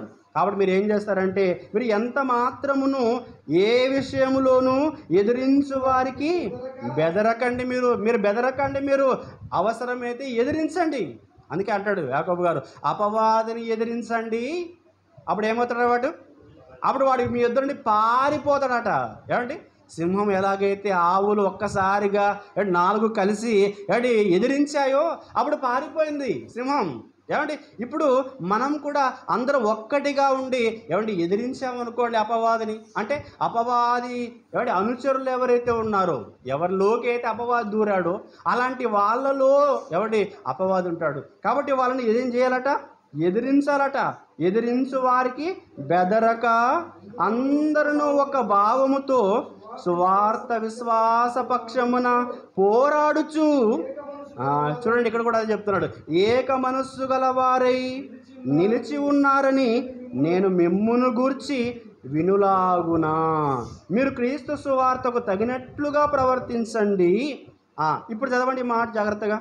అట్లు, ఇది బాగా ఇంపార్టెంట్ చూడండి. అట్లు మీరు బెదరకుండుట వారికి నాశనమును మీకు రక్షణయును కలుగుననుటకు సూచన అయి ఉన్నది. ఇది ఎవరి వలన కలిగింది? దేవుని వలన కలుగుతుంది. ఎందుకంటే కలిసి ఉండటం వలన దేవుడు మీకు తోడుగా ఉంటాడు కనుక, కలిసి ఉండి ప్రార్థన చేయడం వలన మీ ప్రార్థన దేవుడు వింటాడు కనుక, కలిసి ఉండటం వలన మీరు అందరూ సంతోషంగా ఉంటారు కనుక, సంతోషంగా ఉంటారు. కలిసిమెలిసి ఉంటారు, ఏకభావంతో ఉంటారు, ఏకభావం కలిగి ఎదిరిస్తారు. ఇవన్నీ మీలో ఉంటాయి కనుక దేవుడు మీకు తోడుగా ఉంటాడు. దేవుడు మీకు తోడుగా ఉండటం వలన ఏం చేస్తారంటే, ఎవరైతే మిమ్మల్ని ఎదిరించారో వాళ్ళకి నాశనాన్ని ఇస్తాడు. నాశనాన్ని ఇస్తాడు. అంతే కదా మరి. ఈ సింహం పారిపోయిన తర్వాత అది ఆకలితో ఒకరోజు చచ్చిపోతుంది. అదేంటి దానికి? నాశనం. అపవాది కూడా అంతేనండి. ఎవరు దొరక ఏం చేస్తాడు? వాడు కూడా నాశనం అయిపోతాడు ఒకరోజు. కాబట్టి ప్రేమ దేవుని వలన మనం మింగటానికి అవకాశం ఇవ్వకూడదు వాడికి, అపవాదికి. అందుకే మీకు ఏమంటున్నాడు? అట్లు మీరు బెదరకుండుట వారికి నాశనమును మీకు రక్షణయును కలుగునుటకు సూచన అయి ఉన్నది. అంటే ఐక్యత కలిగి ఉండటం వలన, ఏక మనస్సు కలిగి ఉండటం వలన రక్షణ అనేది కూడా ఉంటుందన్నమాట. ఏ రక్షణ ఇది? మనల్ని పరలోకానికి నడిపించే రక్షణ అన్నమాట. అంతం వరకు మీరు సహిస్తే అప్పుడు ఏమవుతారట? రక్షించబడతారన్నాడే ఆ రక్షణ. క్రీస్తుతో పాటు పరలోకానికి తీసుకొని వెళ్ళే రక్షణ అన్నమాట. ఆ రక్షణ మీకు దగ్గరగా ఉంటుంది ప్రేమ దేవుని వల్ల. ఎన్ని మేలులు ఉన్నాయి చూడండి, ఎన్ని మేలులు ఉన్నాయి. మన ప్రార్థన వినడానికి దగ్గరగా ఉంటాడు. మనకు దేవుడు తోడుగా ఉంటాడు. మనం ఏక మనస్సు కలిగి ఉండటం వలన మన చుట్టూ ఉన్నటువంటి ఈ దుష్ట శక్తులు అనేవి ఆటంకంగా ఉన్న వాటన్నిటిని కూడా పారదోలబడతాయి. పాప రోగాలు పోతాయి. మనసులో సంతోషం కలుగుతుంది. అటు సంఘములో సంతోషం, కుటుంబంలో సంతోషం, పట్టణంలో సంతోషం. ఇప్పుడు ఐక్యత కలిగి నివసించటం వలన ఎంత మేలు అన్నాడు. అందుకే ఎంత మేలు, ఎంత మనోహరం అన్నాడండి ప్రేమ దేవుని వలన. కనుక ఏక మనస్సు కలిగి ఉండటం వలన చాలా ప్రయోజనాలు ఉన్నాయి ప్రేమ దేవుని వలన. ఒక విషయం, ఏక మనస్సు కలిగి ఉండాలన్న ఆలోచన మొదట మనలో కలగాలి. మనలో కలిగితే నిజంగా దేవుడు కూడా మనకు సహాయం చేస్తాడు. మనం వేరుగా ఉండాలనుకుంటే దేవుడు ఏం చేస్తాడో చెప్పండి? మనమే వేరుగా ఉండాలనుకున్నప్పుడు దేవుడు ఏం చేయలేడు. మనం కలిసి ఉండాలనుకున్నాం అనుకోండి, దేవుడు కూడా మనకు ఇంకా సహాయం చేస్తాడు. యెహెజ్కేలు గ్రంథంలో హిజ్కియా గారి కాలంలో ఒక మంచి సందర్భం ఉంటుందండి. ఆ సందర్భం సమయం లేక మీకు చూపించడం లేదు కానీ హిజ్కియా గారు ఒక పండుగను ఏర్పాటు చేస్తాడు. అది పస్కా పండుగ. చాలా రోజుల తర్వాత ఒక పస్కా పండుగను ఏర్పాటు చేసిన తర్వాత ఎక్కడెక్కడైతే యూదులు ఉన్నారో, ఇశ్రాయేలు ఉన్నారో వాళ్ళందరినీ కూడా తీసుకొని రమ్మని పత్రికలు ఇచ్చి పంపిస్తారండి, ఆహ్వానం. అలా పంపించిన తర్వాత ఆ పంపినటువంటి వాళ్ళని కొంతమంది దూషిస్తారండి, కొంతమంది ఎగతాళి చేస్తారండి. ఎగతాళి చేసిన తర్వాత వాళ్ళు వెనక్కి వచ్చేస్తారండి.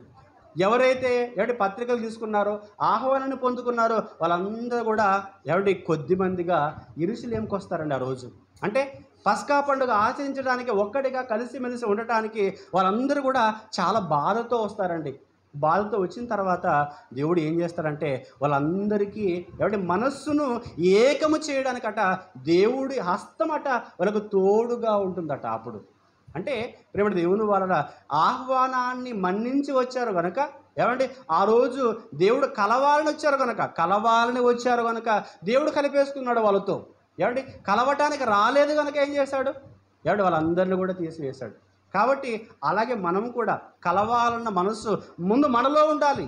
ఏమంటే మనం కలవకూడదు అనుకున్నాం అనుకోండి, ఇంకెక్కడ దేవుడు సహాయం చేస్తాడు చెప్పండి, దేవుడు ఎక్కడ మేలు చేస్తాడో చెప్పండి. కనుక మనలో మొదట కలిసి ఉండాలన్న ఆలోచన ఉండాలి. కలిసి ఏమంటే ఉంటే దేవుడు కూడా మనకు మేలు చేయడానికి సిద్ధపడిపోతాడు. ఏమండి ఇంకా ఒక 2 మాటలు చూపించి నేను ముగించేస్తానండి. ఎఫెసీయులకు రాసిన పత్రిక 4వ అధ్యాయం మొదటి వచనం చూడండి. ఎఫెసీయులకు రాసిన పత్రిక 4వ అధ్యాయము మొదటి వచనం 2వ వచనాన్ని దయచేసి చూడండి. కాబట్టి మీరు సమాధానమును బంధము చేత ఆత్మ కలిగించు ఐక్యమును కాపాడుకొనుట యందు శ్రద్ధ కలిగిన వారే. అదండి మనకు ఉండవలసింది ఏంటనమాట, ఐక్యమును, ఆత్మ కలిగించు ఐక్యమును. అంటే మనలో ఉన్నటువంటి పరిశుద్ధాత్మ దేవుడు ఏం చేస్తాడనమాట, మనలో ఐక్యమును ఏమంటే కాపాడుతుంటాడు అనమాట. దాన్ని మనం ఏం చేయాలి, కాపాడుకోవాలి. ఆయన కలిగిస్తూ ఉంటాడు, మనం కాపాడుకోవాలి. అందుకే చెప్తున్నాడు, ఆత్మ కలిగించు ఐక్యమును కాపాడుకొనుట యందు శ్రద్ధ కలిగిన వారై ప్రేమతో ఒకరినొకడు సహించుచు మీరు పిలువబడిన పిలుపునకు తగినట్లుగా దీర్ఘశాంతముతో కూడిన సంపూర్ణ వినయముతోను సాత్వికముతోను నడుచుకొనవలనని ప్రభువును బట్టి ఖైదీనైన నేను మిమ్మును బతిమాలుకొనుచున్నాను. అంటే ఈ ఐక్యత కలిగి నివసించడంలో ఎన్ని మేలులు ఉన్నాయో పౌలు గారికి అర్థమైంది కనుక ఆ సంఘానికి రాసి పత్రిక రాసి వాళ్ళను ఐక్యం కలిగి ఉండమంటున్నాడు. ఏమంటే ఫిలిప్పీ సంఘానికి రాసి, ఎఫెసీ సంఘానికి రాసి వాళ్ళను ఐక్యత కలిగి నివసించమంటున్నాడు.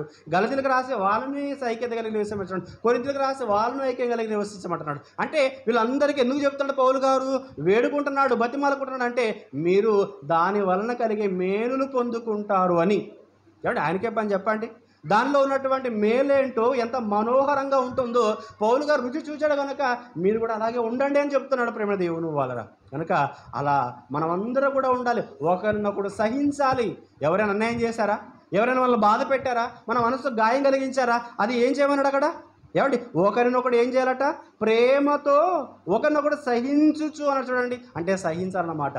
నా సహోదరుడే కదా, దేవుని కుమారుడే కదా, దేవుని కుమార్తె కదా అని సహోదరులుగా సంఘములో అందరూ ఒక్కటి కావాలన్నమాట. వాళ్ళ సహోదరిమణులైన కావచ్చు, సహోదరులైన కావచ్చు. ఇలా మనం ఏకం కలిగి ఉన్నప్పుడు, ఏక మనస్సు కలిగి ఉన్నప్పుడు, సహిస్తూ ఉన్నప్పుడు ఏమండి మనం అందరం కూడా పునరుద్ధానంలో కూడా ఐక్యత కలిగి పరలోకానికి వెళ్ళిపోతామండి. చివరిగా ఆ మాట చూసి ముగించేసుకుందాం. ఏమండి తెస్సలోనికీయులకు రాసిన పత్రిక మొదటి పత్రిక 4వ అధ్యాయము 17వ వచనం చూడండి. 16 ఏమంటే ఇదంతా ప్రభు రాకడ కోసం మాట్లాడుతున్నారు చూడండి. ప్రభు రాకడ కోసం మాట్లాడుతూ 16-17లో ఆర్భాటముతోనూ ప్రధాన దూత శబ్దముతోనూ దేవుని బూరతోనూ పరలోకము నుండి ప్రభు దిగి వచ్చును, క్రీస్తునందుండి మృతులైన వారు మొదట లేస్తారు. చూడండి, ప్రభునందు మృతులైన వారు మొదట లేస్తారు.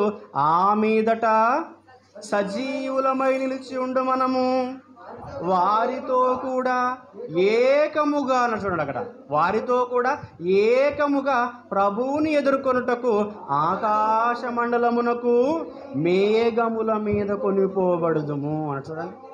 అంటే ఏమంటే సదాకాలము ప్రభువుతో కూడా ఉందుము. అంటే పరలోకానికి మనం ఎలా వెళ్ళిపోతామంటున్నాడు, ఏకముగా వెళ్ళిపోతామంటున్నాడు.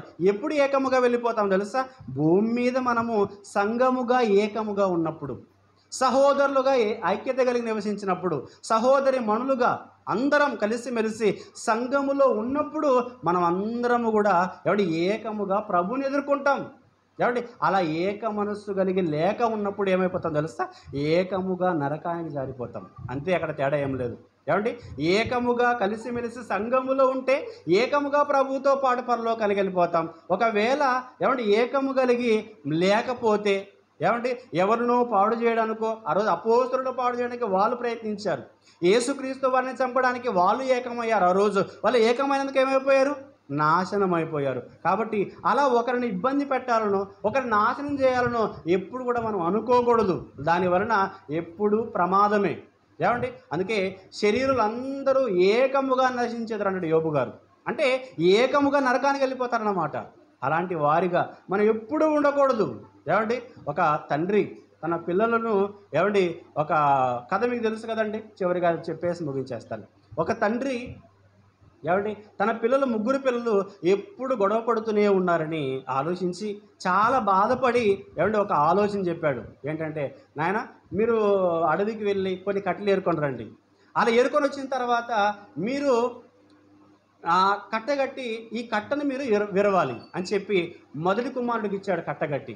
ఏమంటే కట్టెలన్నీ కూడా అలా కట్టగట్టిన తర్వాత, ఏమంటే నేను విరుస్తానని చెప్పేసి, ఏమంటే పెద్దగా వచ్చాడండి ఒకడు కుమారుడు. ఏమంటే విరవడానికి ప్రయత్నించాడు, కానీ విరవలేదట. అంటే విరవలేకపోయాడు. ఏమంటే మరొక కుమారుడి దగ్గర తీసుకొని వెళ్ళాడు ఆ మోపు కట్ట, ఏమంటే కట్టెల కట్ట తీసుకొని వెళ్ళి వాడు విరుస్తాననుకున్నాడు, కానీ వాడు విరవలేకపోయాడు. ఏమంటే మూడో వాని దగ్గర తీసుకొని వెళ్ళిపోయాడు, వాడు విరవలేకపోయాడు. అంటే కట్టెలన్నీ కట్టగట్టిస్తే విరవలేరని తెలిసి, ఏమంటే మరలా ఏం చేశారంటే, ఏమండి, ఒక్కొక్క కర్ర తీసుకొని వచ్చి, ఏమంటే ఇవ్వడం ప్రారంభించాడు. ఇప్పుడు ఏం చేశారు, ఏమంటే వెంటనే ఇచ్చేస్తున్నారు ముగ్గురు. ఏమంటే ఒక కర్ర కాబట్టి వెంటనే ఇచ్చారు. అన్ని కట్టెలు తీసుకొని, కర్రలను తీసుకొని కట్టగట్టినప్పుడు మాత్రం విరవలేకపోయారు. అంటే అక్కడ వాళ్ళకి ఏం నేర్పించాడు అని అంటే, నాయన మీరు కూడా ముగ్గురు కలిసి ఐకమత్యంగా ఉంటే మిమ్మల్ని ఎవరు పాడు చేయలేరు, మిమ్మల్ని ఎవరు విరవలేరు. అదే మీరు ఒక్కొక్కరు ఒక్కొక్క దిక్కుకు వెళ్ళిపోయారు అనుకోండి, మిమ్మల్ని ఏం చేస్తారో తెలుసా, శత్రువు మిమ్మల్ని ఈజీగా మిమ్మల్ని విరిచేస్తాడు, మిమ్మల్ని పాడు చేస్తాడు, మిమ్మల్ని నరకాన్ని తీసుకొని వెళ్ళిపోతాడు అన్న విషయాన్ని అక్కడ, ఏమండి, ఆ కథలో, ఏమండి, ఒక మంచి విషయాన్ని చెప్పాడండి తండ్రి. అలాగే పరలోకమందున్నటువంటి దేవుడు కూడా, అంటే కొన్ని కథలు బాగుంటాయండి, అవి సత్యానికి దగ్గరగా ఉన్నప్పుడు మనం తీసుకోవాలి. అవి సత్యానికి దూరంగా ఉన్నాయనుకోండి, వాటితో మనకు పని లేదు. కాబట్టి అలాంటి, ఏమిటి, కథలు చదువుతున్నప్పుడు నిజంగా అవి సత్యానికి దగ్గరగా ఉన్నప్పుడు, నిజంగా బైబిల్లో కూడా దేవుడు కూడా అదే ఆలోచన కలిగి ఉన్నాడు కదా. సహోదరులందరూ ఒకటిగా ఉంటే వాళ్ళని ఏం చేయలేరని చెప్పాడు కదా, సాతాను కూడా పారిపోతారని చెప్పాడు కదా అని మనం కూడా ఆలోచించుకోవాలి. కాబట్టి ఏక మనస్సు వలన ఎంతటి మేలు ఉంటుందో అన్న సంగతిని మనము గ్రహించిన వాళ్ళమై, ఏమండి, దేవుని వలన మేలులు పొందుకుంటూ, ఏమంటే దేవుడు మన ప్రార్థనలు వింటాడండి, మన పాపాలను తీసివేస్తాడండి, మన చుట్టూ ఉన్నటువంటి దుష్ట శక్తులను పారదోలుతాడండి, ఏమంటే మన రోగాలను తీసివేస్తాడు, పాప రోగాలను. మన ప్రార్థనలు విని మనకు తోడుగా ఉంటాడు, మనకు రక్షణ ప్రసాదిస్తాడు, మనల్ని పరలోకాన్ని తీసుకొని వెళతాడు. ఏమంటే ఇన్ని మేలులు ఉన్నాయండి ఐక్యత కలిగి నివసించడం వలన, ఆ ఏక మనస్సు కలిగి ఉండటం వలన. ఇంకా చాలా సంగతులు ఉన్నాయి బైబిల్ బాగా చదువుకోండి, ఇంకా ఏక మనస్సు కలిగి ఉండటానికి ప్రయత్నించండి. దేవుని యొక్క పరసంబంధమైన మేలులు మీరందరూ ఎల్లప్పుడూ పొందుకోవాలని కోరుకుంటూ నా మాటలను ముగిస్తున్నాను. చిన్న ప్రార్థన చేసుకుందాం. పరిశుద్ధుడైన కన్న తండ్రి, ప్రేమ కలిగిన దేవా, మీకు వందనాలు చెల్లిస్తున్నాం. ఇంతవరకు మాకు తోడుగా ఉండి మీ మాటలను వినిపించినందుకే కృతజ్ఞతాస్తుతులు తెలియజేసుకుంటూ ఉన్నాం. చేరవచ్చిన వీడులందరినీ జ్ఞాపకం చేసుకోనండి. విన్న మాటలు వారి హృదయాలలో ఫలింపచేయండి తండ్రి.